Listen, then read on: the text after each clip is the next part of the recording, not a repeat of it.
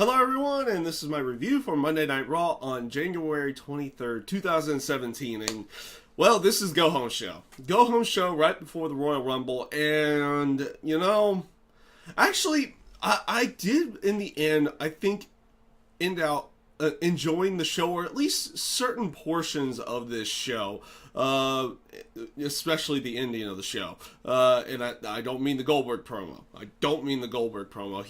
He messed that one up. And I like the aspect that he acknowledges that, yeah, he was screwing up the promo and everything. So I like the aspect of that. But there are certain parts of the show that I ended up really, really enjoying.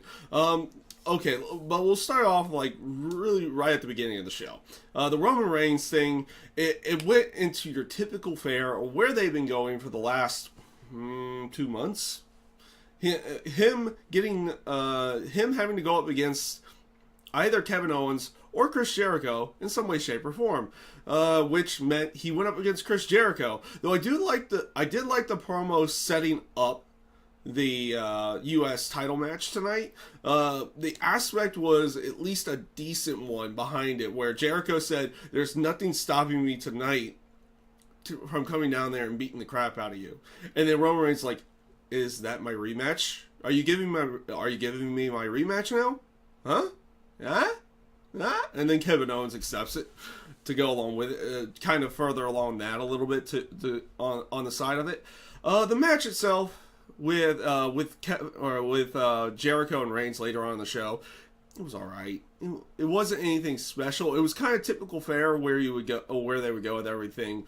And to be honest with you, nothing of significance happened with that match. It was more about the shark cage moment at the end of the segment, where because at the beginning of the show, Kevin Owens said, "Roman Reigns, I find you getting stuck in that, or locked in that shark cage tonight." And then after the disqualification, they beat down Roman Reigns a little bit and got him in there, but he fights his way out. And then they reverse the roles with Kevin Owens.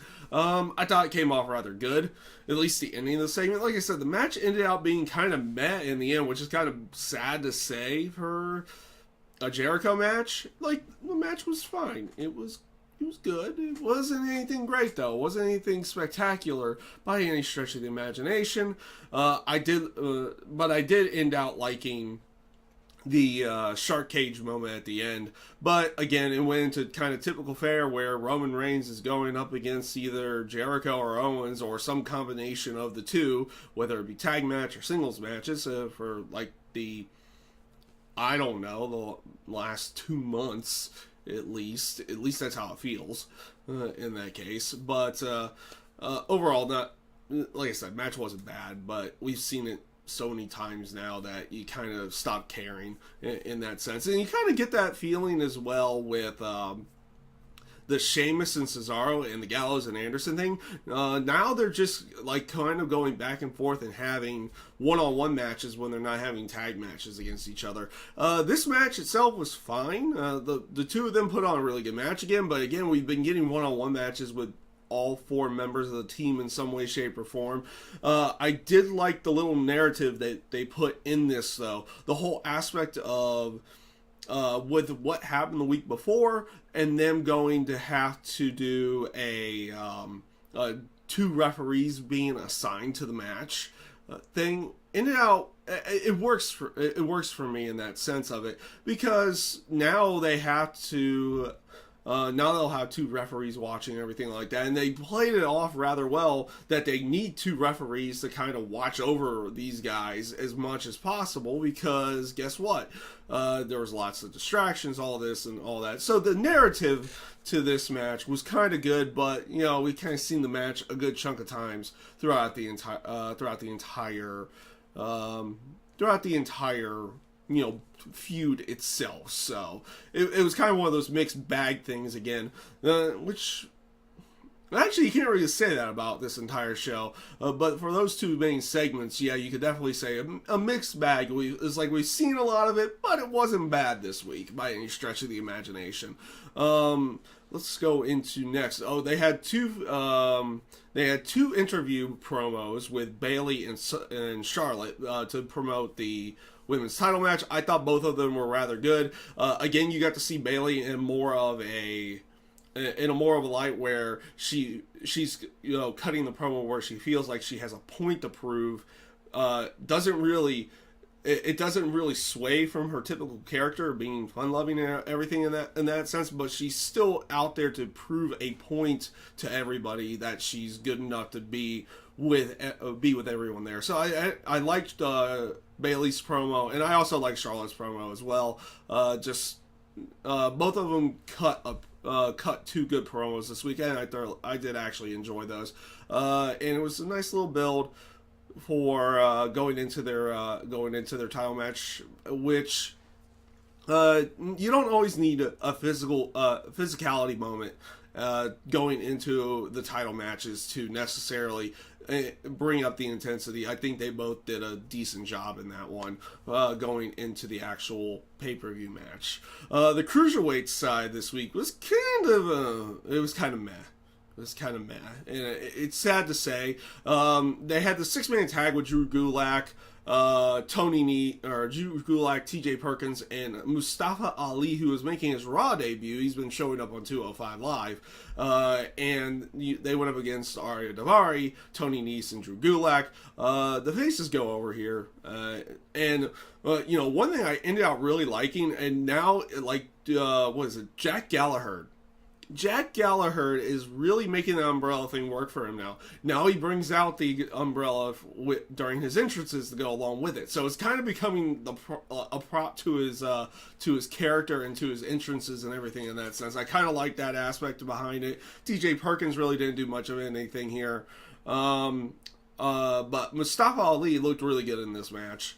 And you could tell they made this match, and I don't know why they didn't just make a one-on-one match with somebody to show this off, but they did this match literally to show off that inverted 450, or that reverse 450 splash that he does. And it looks really good. It does. So Mustafa Ali looked really good inside of this match. I also like the aspect of them giving a video package for him before the match starts and everything in that sense. So it came off rather well to go along with everything. The segment with the New Day, Enzo and Cass, Rusev, which was amazing on the mic. Rusev was good on the mic tonight. And Jinder Mahal was there, but he says nothing. And Titus O'Neil comes out as well. It wasn't the greatest. It really wasn't the greatest. I did like the stuff with the New Day and Enzo and Cass, but I really liked the stuff with Rusev as well, coming down, talking on the microphone as well. He's showing that he's actually kind of good on the microphone, which is a nice new thing for him to end out showing. And I liked the aspect of when Titus comes out, and the New Day's kind of going off on him and everything in that sense. It's like, I thought this was over with. Why are you still interrupting us type thing? And he informs them, it's like, oh, there's an 8-man tag. And they start making jokes. It's like, wait a minute, you don't have a fourth tag partner. And then plus the reaction for this, that when they introduce Strowman into this, to introduce Braun Strowman in this, the reaction that they got is like, it was great. I love that aspect of it. The match itself was kind of, it was meh. Strowman looking strong, basically, inside of the match. And the stare down with him and Big Show I actually liked as well. Like I said, there were little bits and pieces of this show that I actually ended up liking. It was just like there was other little snippets to each part that was kind of either meh or not much of anything or this or that. But yeah, the like I said, the match itself was a mad match. Like I said, I like the stare down with Braun Strowman and the Big Show afterwards. And the segment beforehand was okay. Little bits and pieces of it weren't good, but I like the Rusev stuff. I like some of the Enzo and Cass stuff as well. And but it kind of made it feel like it's like, oh, these guys need something to do tonight. throw them together. Just throw them together. Just it's one of those moments where the writers go like, yeah, we'll just put them all together. That's how it's going to go. But yeah, overall not too crazy about that segment of the show. Yeah, Nia Jax going up against Raylan. Nia Jax squashes Raylan really quickly. Starts cutting a promo on Sasha, which she comes out limping, or comes out on a crutch. And I like the aspect that she uses that whole aspect of the crutch bit to actually get to Nia Jax and everything in that sense, because Nia's kind of been the one as the aggressor the entire time. So it was about time for Sasha to actually get one over on her, and and it's like, how do you stop the monster? You use a crutch. You use a crutch or you use a weapon of some kind, and it kind of fit off well there. And that's leading into them having a match at the Royal Rumble as well. But the thing about the Cesaro and Sheamus and Gallows and Anderson match, and Sasha and Nia Jax, is that they're slated for the kickoff show, and it's real. That one really kind of boggles my mind, especially with the aspect of the Rumble itself being a 4-hour show. Like, the Rumble match itself will be about an hour. It usually is. It usually is. But after that, you have the 2 title matches. You have Kevin Owens and Roman Reigns, and you have Cena and AJ, and then you also have Bayley and Charlotte for the women's title. And I don't know them announcing any other particular matches. Like, how are these ones not on the main card when you have a 4-hour show at that point? How are they on the kickoff show? It kind of weirds me out a little bit on that one. Like I said, I know the Rumble match will be at least an hour, but you still got 3 other hours to fill there. It's kind of weird. And of course, again, they have another 2-hour kickoff show to go along with it, to go along with everything as well. It just was kind of that one kind of boggles the mind again a bit. But I do like I said, I did like the aspect of Sasha going over Nia Jax in that case. You also had Rich Swann going up against Noam Dar. Rich Swann won in what was a decent match, but this one was more about afterwards, where Rich Swann he gets the intensity up on his promo and calling out Neville, and then him going after Neville as well. It was nice. It was a nice little snippet in there. I know not too many fans are really getting behind the cruiserweights at this point, but it was a nice little snippet to see Rich Swann kind of get one over on Neville and show a different side of aggression to go along with it. I thought it ended up coming off pretty decently. I ended up kind of enjoying it on that sense. It gives a little bit of extra intensity going into their Cruiserweight title match. Oh, that's the other match. That's the other match right there. It's the Cruiserweight title match with Neville and Rich Swann. That's actually on the main card for the Royal Rumble. So I was like, I knew I was forgetting one match. But still, it's only 4 other matches. They used to do 4 other matches before at the Royal Rumble when it was only 3-hour show. I don't know. It still kind of weirds me out. That still kind of weirds me out on that one. So this is going to bring me to one of the best, because the way that the show ended was probably the best portion of the show. I'll be honest with you on that one. But one of the better portions of the show, which was the storyline of getting Sami Zayn into the Royal Rumble match, but also furthering the narrative of Triple H and Seth Rollins to go along with it.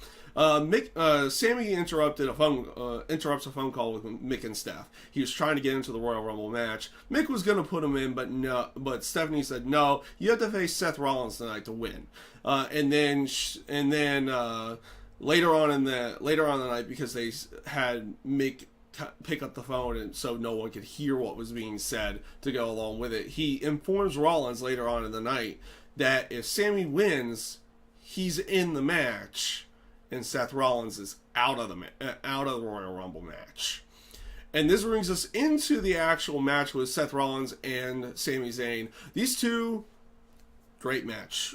You could not say anything different about this match in any way, shape, or form, other than great match between the two. The two of them just worked really well together. I don't know how many matches like Generico and Tyler Black had, going to their indie names, on that one, I guess. I don't know why, but I don't know how many matches they had outside of the WWE together, but they seemed to really gel together well tonight. They were given a lot of time as well. Plus the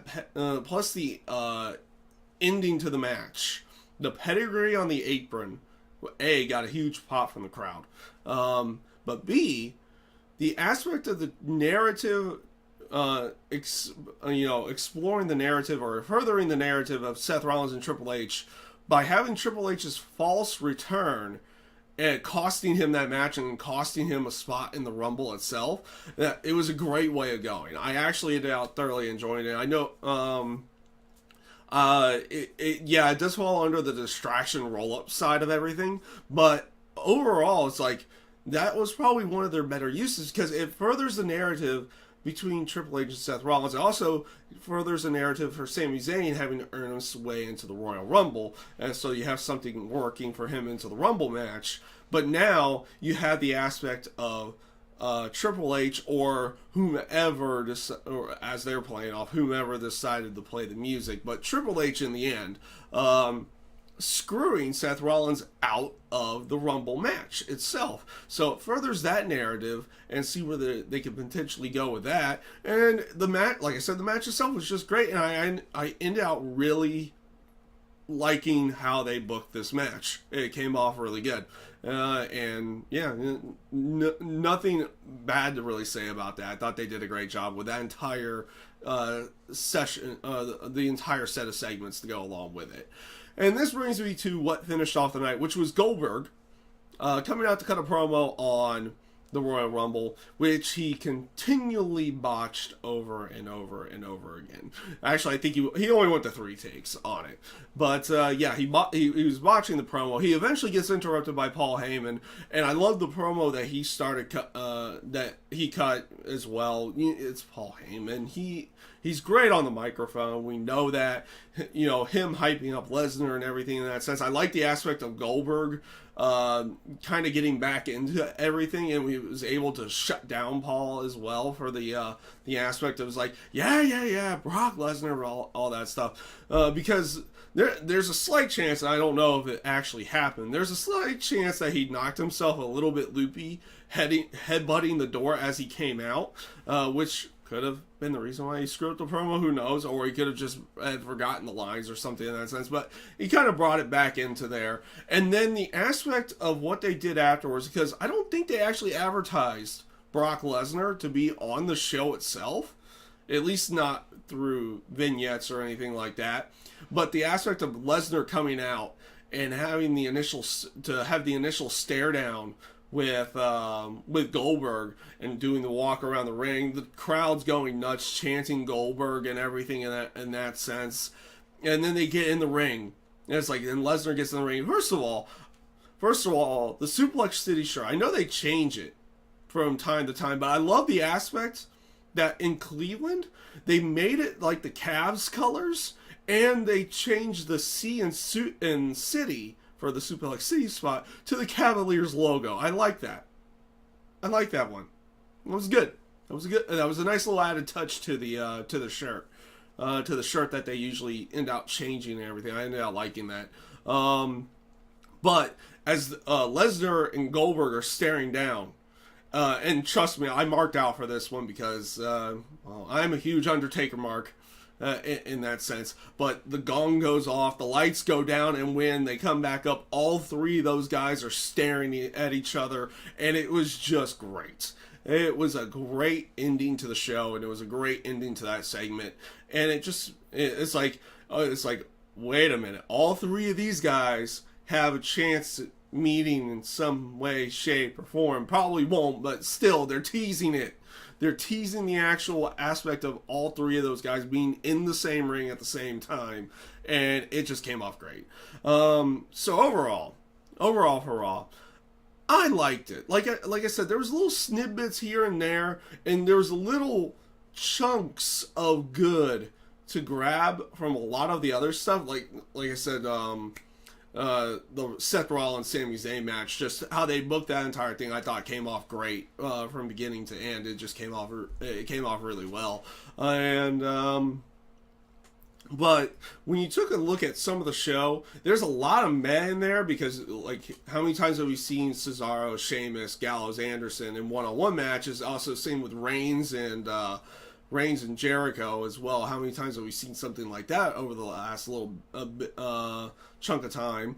But there's little chunks inside of those segments that were really good and came off rather well. So overall, I think I actually enjoyed this show. I thought they did a decent job going into the Royal Rumble this year with their final show. So with that being said, that is my review this week for Monday Night Raw. I thank you guys for watching, and I hope you have a great day.